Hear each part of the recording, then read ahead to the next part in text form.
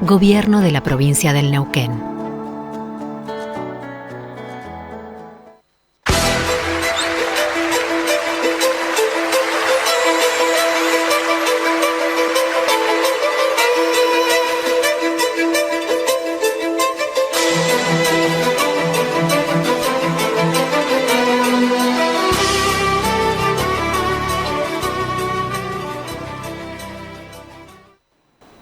¿Cómo está? Bienvenido, buenas noches. Aquí estamos nosotros como todas las semanas en Panorama. Vamos a charlar de varios temas. Probablemente no podamos dejar de mencionar algunos aspectos que están relacionados con lo más inmediato en la espacialidad, no solamente en la temporalidad. En la espacialidad, el conflicto por la educación, de eso vamos a estar charlando en un ratito más, pero bueno, estamos en medio de un paro de 72 horas, tanto de los docentes en la provincia de Neuquén, como de los docentes universitarios, de todas las universidades del país, por razones distintas. En un caso, porque hay un conflicto desatado con la administración provincial, difícil de entender para alguien que uno se lo quiere explicar y que reside en Misiones, por ejemplo, ¿no? Es decir, hay un paro porque hay un estímulo para aumentar la actividad en el aula o disminuir en todo caso los niveles de ausentismo, y que se interpreta por la ley de presentismo desde la esfera sindical. Ese es un tema. El de los docentes universitarios está relacionado con la pérdida del poder adquisitivo de los docentes universitarios, estiman en un 60% aproximadamente, que es lo que han perdido en relación con la inflación y la condición salarial que tenían hasta hace un tiempo. Este es un tema. El otro tema es que se cumple un mes de la desaparición de Luciana Muñoz.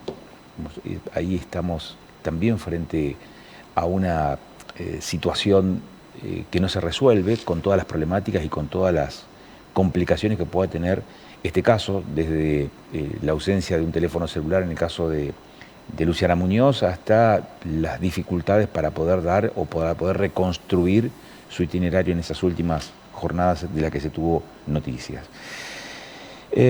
Hay otro tema sobre el cual se está hablando muchísimo por estas horas, que está relacionado con las cuestiones de género, las políticas de género, a propósito de la denuncia de la ex primera dama contra el expresidente Alberto Fernández y las derivaciones políticas. Esto probablemente también arroje algún tipo de no de repercusiones, sino de incidencia, que incida en el tablero político a nivel nacional, en la fuerza de oposición, que hoy no tiene una referencia, no tiene una referencia clara, pero probablemente esto no colabore en nada para que cualquier referencia que se anime, digamos, a ocupar esa centralidad, ese rol, tenga intenciones de hacerlo y pueda efectivamente hacerlo. Hoy, martes, hubo una declaración de Fabiola Yáñez, creo que fueron 4 horas, ante la justicia, ante el juez que interviene en este caso. Y no hay que perder de vista que esta situación surge a propósito de otra investigación judicial que lo tiene a Alberto Fernández bajo la lupa de la justicia, y que es el tráfico de influencias y para la contratación de seguros en la órbita del Estado. Este es el otro dato también a tener en cuenta, ¿no? Con lo cual tenemos un escenario muy complejo, muy bizarro, muy poco agradable de la política de los últimos tiempos en la Argentina, sobre todo con un signo político en donde hemos tenido un vicepresidente condenado, una presidenta y expresidenta, y vicepresidenta, exvicepresidenta procesada también, ahora un presidente en esta condición. Es realmente un flaco favor el que se le hace a la política en su conjunto, con todo este tipo de detalles que caracterizan hoy la actualidad de estos días. Y vamos a hablar de la noticia que ha cobrado mucha centralidad también en la jornada de ayer, hoy, y que ha sido el anuncio y la publicación del decreto de venta de las acciones de las represas hidroeléctricas, cuyas concesiones vencieron y vienen siendo prorrogadas desde hace un tiempo a esta parte. Neuquén y Río Negro tienen cifradas expectativas allí. ¿Y cómo quedan esas expectativas frente a esta decisión ya tomada por el Poder Ejecutivo Nacional de poner a la venta ese paquete accionario mayoritario que permite la continuidad del sector privado en la administración y explotación de las represas hidroeléctricas, porque no se trata de la privatización. Las empresas ya están privatizadas, las represas ya están privatizadas, al menos en el funcionamiento y en la administración, no así en la infraestructura, no así en el fierro, digamos, en las cuestiones materiales. Y el tema educativo, volvemos, pero no para hablar del paro, sino para hablar de las condiciones en las que se encuentra la educación. Ocurrió un hecho muy singular en una de las escuelas de aquí de la región, en General Roca, en donde los pibes utilizaron herramientas de inteligencia artificial para trucar imágenes de sus propias compañeras y después difundirlos en las redes sociales y al parecer hasta inclusive comercializarlos. Claro, imágenes no son ingenuas, son imágenes con una marcada connotación sexual y hasta de pornografía infantil, con lo cual le da, digamos, al caso una vuelta de rosca sin lugar a dudas importante. La tecnología puesta al servicio de... La tecnología no es ni buena ni mala, es el uso que se le hace, que se le da a la tecnología lo que determina eventualmente el derrotero de las cosas o el análisis de las cosas. Ahora hay voces que dicen habría que regular de alguna manera la tecnología. La inteligencia artificial, por ejemplo, en algunos lugares del mundo hay reglamentaciones o regulaciones. Y hoy está más cerca de lo que uno cree. Simplemente con entrar al WhatsApp uno puede interactuar con inteligencia artificial.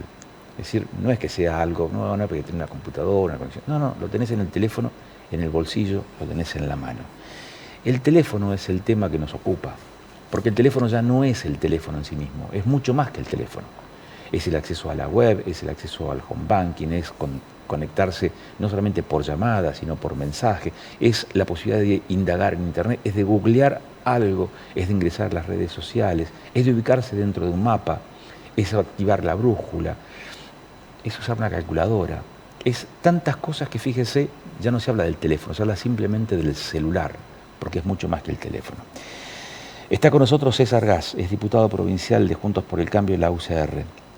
Están buscando regular el uso del teléfono celular en las escuelas. César, ¿cómo estás? ¿Qué tal, Agustín? Buenas noches. Buenas noches. Bueno, ¿cómo se hace para regular el uso del teléfono? Para limitar. O para limitar. Sí. Pregunto esto. Cuando uno era adolescente y transitaba por la educación media, decía, no, calculadoras no. Hay que aprenderse, hay que saber las tablas. Sí. Hoy la calculadora a nadie se le ocurriría limitarla en la escuela. ¿Podría pasar algo parecido con el teléfono? ¿Por qué sí, por qué no? Bueno, por dos motivos. Puede haber varios. Yo conozco dos que son los fundamentos por los cuales presento el proyecto. No es un proyecto de mi originalidad ni de mis asesores, sino que empezó la ciudad de Buenos Aires a marcar agenda imponiendo este límite, esta regulación. Nosotros diferenciamos un poco de acuerdo a las realidades que hay en esta provincia. Una, por ejemplo, que es dañino para el alumno y fundamentalmente para los de primaria, el uso de estar tanto tiempo en pantalla afecta problemas cognitivos también, según los estudios que se han hecho. Uno, cuando hace un proyecto de ley, busca todos los elementos. Pero ese por un lado. Y no lo veo como el más perjudicial. El más perjudicial es lo distractivo, la poca concentración y ver un profesor en el aula, en la secundaria, o un maestro en la primaria que están dando clase, que están volcando su conocimiento académico y chicos que están chateando, que están viendo videos y que están totalmente desconcentrados y alejados del aprendizaje. Entonces, a esto había que regular. Creo que la Argentina necesita un cambio cultural, pero la escuela también. Y en ese momento y en esta inteligencia uno cree que impidiendo el uso de los celulares, por lo menos en las horas de clase, el chico, el alumno, el de primaria, el de secundaria, va a estar más cerca de la información que le suministre o el maestro o el profesor. Y esto es elemental, porque nosotros ya en las pruebas internacionales estamos muy en descenso, y si no ponemos algún límite y no favorecemos el apego a la enseñanza, el apego a la información, a la concentración, creo que los resultados van a ser peores aún. Entonces creo que esto va a ser muy importante. Aplicarlo acá en la escuela, en la secundaria como en la primaria, nos va a llevar a cambiar la cultura, el aspecto cultural, el decir, valoro más lo que me está diciendo la profesora o el profesor para el aprendizaje, estoy más conectado con ellos y menos conectado con una pavada de chatear cosas que no tienen nada que ver con la clase. A mí me da la sensación que ha cambiado también una suerte de paradigma respecto de cómo las personas nos apropiamos del conocimiento, del saber. El uso del teléfono celular. El teléfono celular en el bolsillo es acceso a Internet. Y vuelvo a hacer la comparación de décadas atrás, cuando uno asistía a la biblioteca, ya sea de la casa o a la biblioteca del barrio, o la de la escuela, o la biblioteca popular de la ciudad, en busca de saberes, de conocimientos. Y había materiales que no te los podías llevar a la casa. O sea, eran de lectura obligada en la sala de lectura de esa biblioteca. Es decir, uno tenía que leer, apropiarse del saber y llevárselo. Pero te lo llevabas consigo, en la cabeza. Sí. Hoy, apropiarse del saber no es algo imprescindible. Solamente basta con tener un teléfono y una conexión a Internet para decir, busco qué significa tal cosa, o cómo puedo hacer tal otra, o cuáles son las instrucciones para tal. Coincido parcialmente con vos. A ver. Coincido parcialmente porque nosotros lo que necesitamos, y tengo un proyecto presentado, ya hace bastante, seguramente lo trataremos pronto, de la enseñanza de ajedrez en las escuelas. ¿Qué significa eso? Significa la concentración, resolver problemas, estar atento, vincularse más con una respuesta rápida, ver los movimientos, ver cómo nos podemos conducir. Yo estoy totalmente de acuerdo.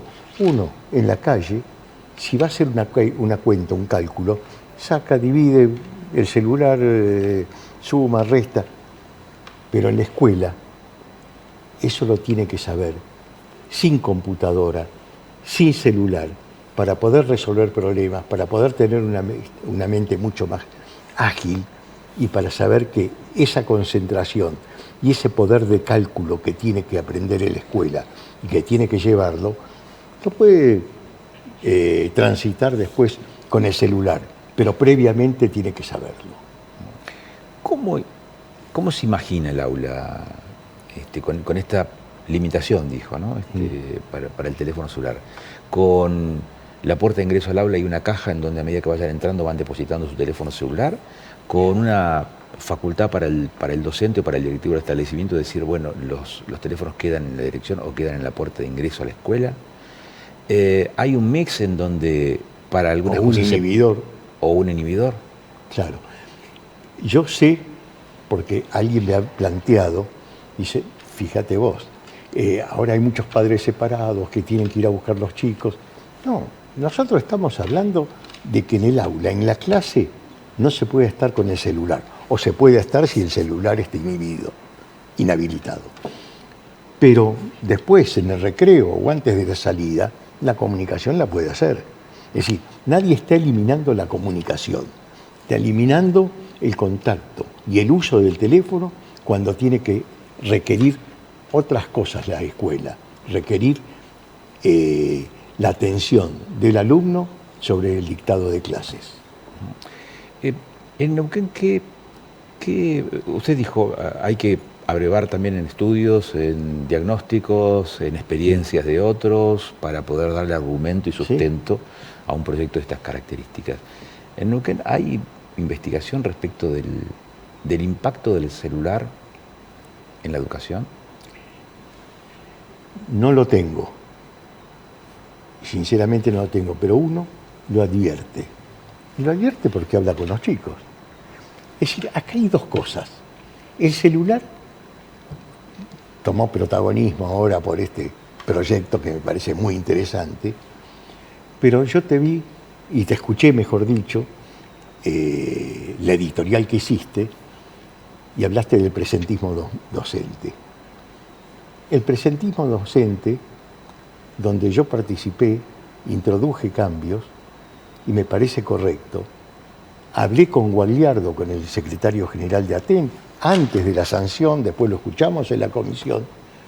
Yo creo que tiene que haber más creatividad también en los sindicalistas, más imaginación.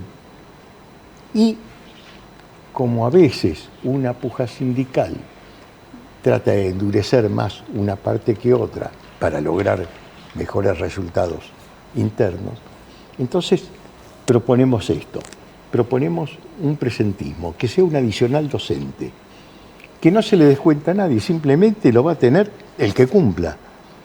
Creo que esto lo pueden tomar a mal, pueden hacer un paro hoy, pueden hacer un paro mañana, pero evidentemente con el correr del tiempo esto se va a ir normalizando, no me cabe la menor duda.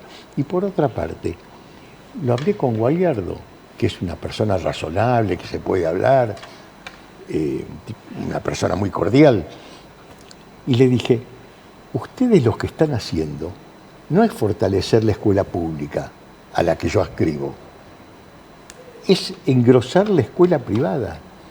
Hoy decenas y decenas de alumnos se van a la escuela privada porque tienen clase,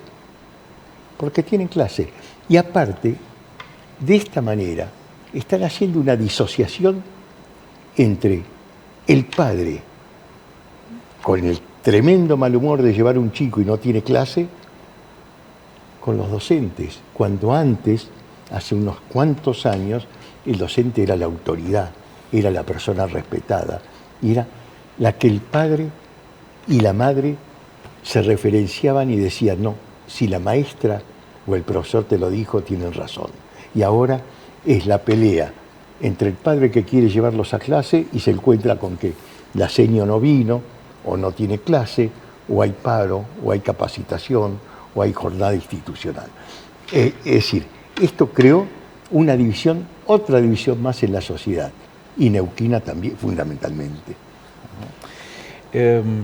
Son muchos temas. Sí, probablemente es un tema más, no resuelve seguramente ni el estímulo para que haya más actividad en las aulas, que hoy está resistido por el gremio con un paro de 72 horas esta semana, como probablemente las limitaciones o lo que sea esta regulación, digamos, en el uso del probablemente no resuelva, digamos, todas las falencias, los fallos, los yerros, las deficiencias que pueda llegar a tener el sistema educativo, pero a las claras está que necesita algún tipo de mejora y que necesita algún tipo de revisión.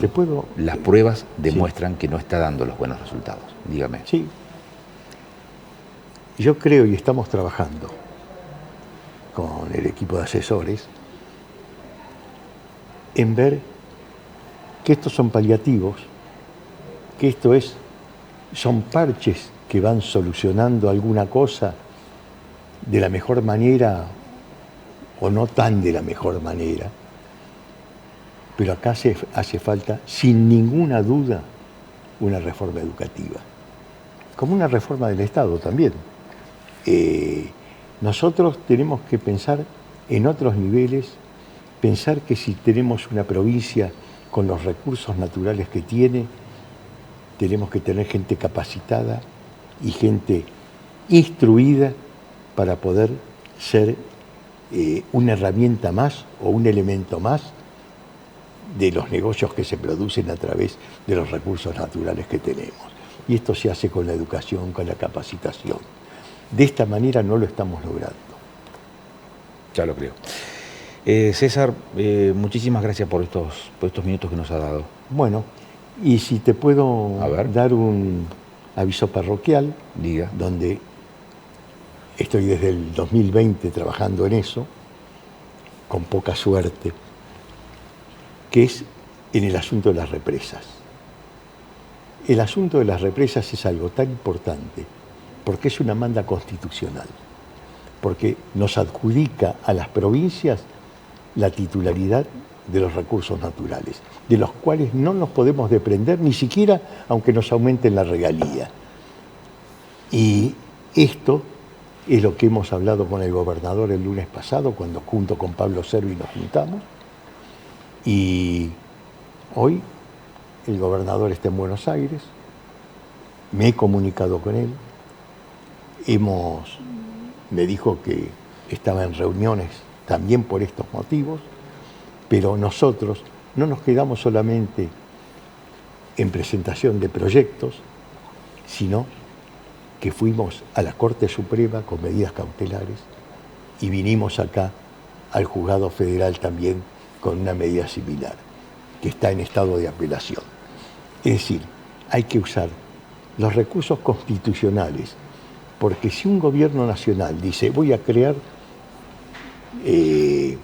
o voy a prorrogar las concesiones o voy a seguir concesionando, que es una manera de privatizar, es decir, vulnerando la Constitución, realmente no hay destino ni esperanza y solamente vamos a vivir en una anomia, en que si tengo poder lo hago, y si no tengo poder, bueno, me quedo callado. Bueno, son los riesgos de un sistema presidencialista o archipresidencialista que tiene Argentina desde hace décadas, ¿no? Desde que la Argentina es república. Es cierto. Alfonsín quiso hacer un sistema semiparlamentario. No pudo muchas cosas, y entre otras cosas no pudo eso. Incluyó el jefe de gabinete en la reforma de la Constitución del 94. Pero si uno accede en función de la democracia, en función de los parámetros normativos que tiene el país, no puede vulnerar elementales artículos de la Constitución, donde a uno le están sacando propiedades o le están sacando titularidad para adjudicarse así, en términos absolutos, la posibilidad de decir no, no es tuyo, ni te convoco, ni sos parte de esto, cuando el agua es de Neuquén y no, la represa es una construcción que no generaría absolutamente nada si no tuvieras el agua, cuyo recurso y titularidad es de la provincia. Pero esto es como hacer una casa en el terreno de otro. Es más o menos. La casa es de nación y el terreno es de provincia. Bueno, eran distintas cosas. Yo era director ejecutivo de Hidronor. Se manejaba de otra manera, bueno, porque Hidronor había sido conceptualizada de esa manera. Porque lo primero que se hizo fue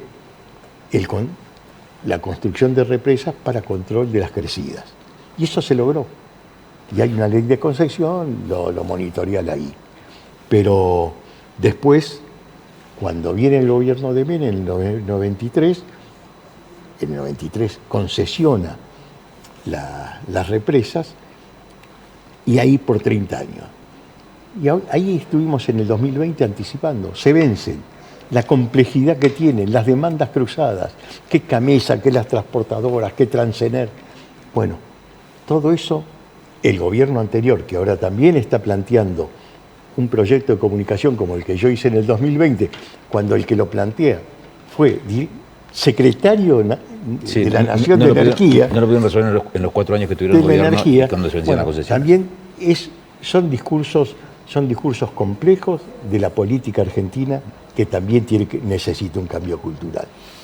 César, que termine bien el día. Muchísimas gracias. No, igualmente para vos, fue un placer estar acá. Gracias. Y charlar presencialmente. Ya lo creo. Sí, ya lo creo. Hacemos una breve pausa y enseguida este tema lo seguimos charlando aquí en Panorama.